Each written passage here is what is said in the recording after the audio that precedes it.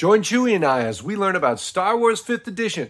Today, thanks to a viewer, I'm going to be diving into the starships of the Galaxies side of things here, specifically looking at what is combat like. Now, before I get started, I do want to point out there is a great YouTube series on tutorials all about starships. You can go in and pick whatever area you want to learn about, and there are nice short videos that go way deep into every single aspect of this. So if you want to go really deep, take a look at this. It's going to be a nice way to learn. But it is kind of like going through a whole class on this. Today, I want to just give a quick overview on some of this, of what combat is like. At the very basic, combat's a lot like the ground combat. When you're in a ship, everybody's going to take turns. There's a surprise round. Each round lasts around 6 seconds, and you go in initiative order. But initiative is where things get a little bit different.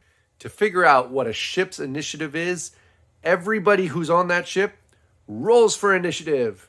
And whoever's got the lowest number, that's what the ship's initiative is going to be. Now, when it comes down to that ship's turn in the ship combat, everybody on that ship gets to take an action. That can go in whatever order you want. This means that if on a given turn, flying first and then shooting makes more sense, or you want to shoot and then try to run away, you can do it whatever order you need to. Movement is a big part. When you're in a space combat, you're going to want your ship to move around. There's usually somebody sitting at the helm. So this is your pilot. Your pilot is going to be someone who hopefully knows what they're doing and has some abilities to help that ship get moving around. Flying speed is super straightforward. It's just like on the ground where you have a movement speed. It's like, how far can this ship go on any given movement? Turning is where things get a little bit different. When you are going in with a ship, your ship has a speed at which it can turn. So if it wants to turn left 90 degrees or wants to turn right, it has a turning speed. This turning speed is essentially how much does this ship have to slow down in order to make that turn. So what you want, if you want to be that ship that can like flip on a dime, you need a very low turning speed. Now, if you're a big ship, you may not even be able to turn, or it's going to take so much of your flying speed just to turn the ship around. Now, the most common thing that people are going to be doing is firing a weapon.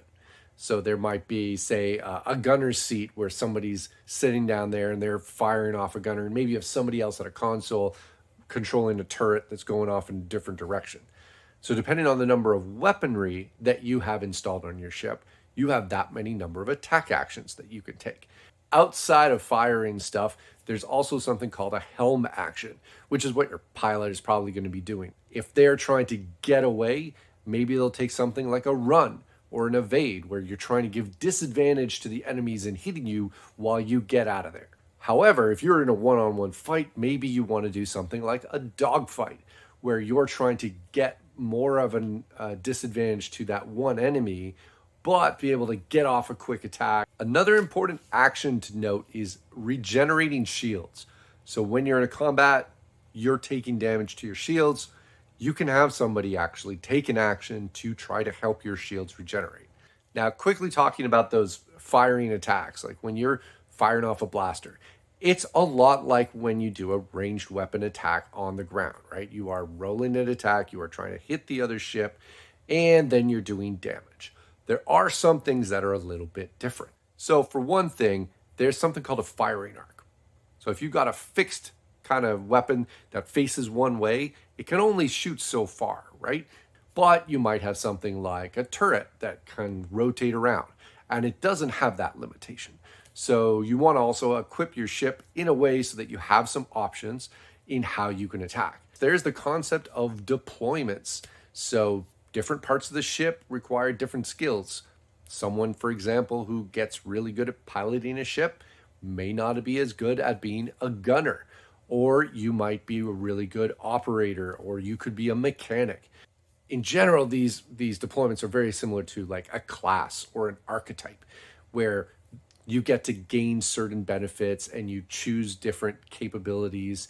And then based on that, you get extra stuff that you can bring to the combat and help everybody out. And from there, if we talk about ventures are kind of like features where you are really good at something. So for example, on my Scout, I decided that I would take an operator deployment, and then my venture I took was Space Explorer. We don't get slowed down by difficult terrain. We can stealth at a normal pace. We don't get lost. But when you're getting started, this can be a lot. You need to know about your ventures. You need to know about the deployments. You need to know about the power dice. You could just ignore it and do things like flying speed and firing stuff and just have very basics combat and kind of ease your way into the more complex parts of the system. So as you get started into this, just remember, this is for fun. Figure out what works for your group, what is going to make being in space fun for you, and how deep down the rabbit hole you want to go. There are a lot of rules here that can really make it into a very rich experience that is unique to Star Wars 5th edition.